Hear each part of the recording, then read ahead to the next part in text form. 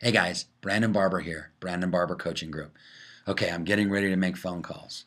But one of the things that's holding me back from making phone calls is the fact that there might be some frustration, right? I have this frustration that's inside that remembers what it was like to make phone calls before where I wasn't successful. Like, what if I get on the call and nobody answers and nobody's home? Is it really worth my time to make these phone calls? What if I get on and everybody says no or get away from here? I don't want anything to do with this.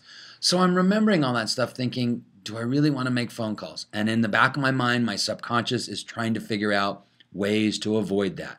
Distractions, interruptions, things that can get me off task so that I don't make those phone calls. So what do? I got to get rid of the frustration, right?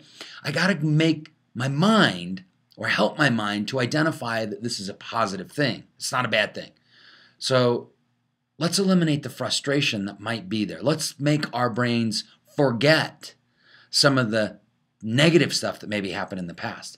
And we can do that by focusing on the things that we can control. So what I would do is I'd take out a piece of paper, blank piece of paper. Doesn't matter what piece of paper, blank piece of paper, right? And I'm going to write on this piece of paper, control and no control, and I'm going to draw a line right down the middle. So it can just simply look like this, control, no control. Pretty basic, right? Now, what I want to do is I want to focus on the things that I have no control of. So if I'm going to make these phone calls, what do I have no control of?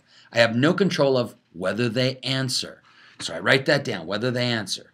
Okay? What else do I have no control of? I have no control over what they say. What they say. How about whether or not they're in a good mood? Can't control whether they're in a good mood.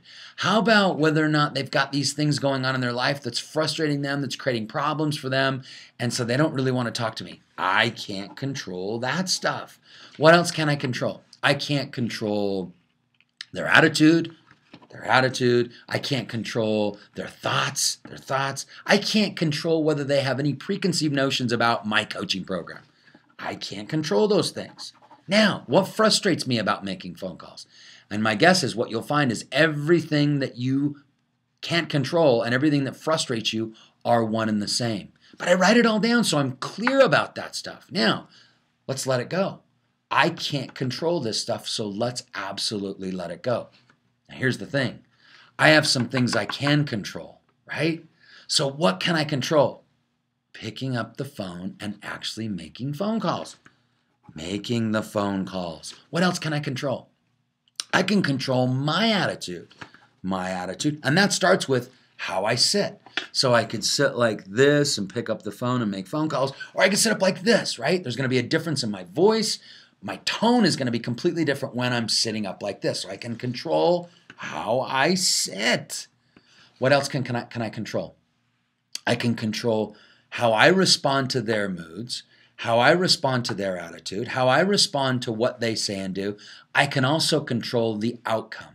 I can care a great deal about what happens here, but I don't have to be attached to the outcome. Detaching myself from the outcome and just doing phone calls is one of the biggest things I can do, and I can control that. And I write my list. So I've got a list. Now, your list doesn't have to be perfect, but you get clear about what you can and can't control. Now, if I focus all of my energy on what I can control, it influences the stuff I can't control. Make sense? It's almost like I have power over the stuff I can't control.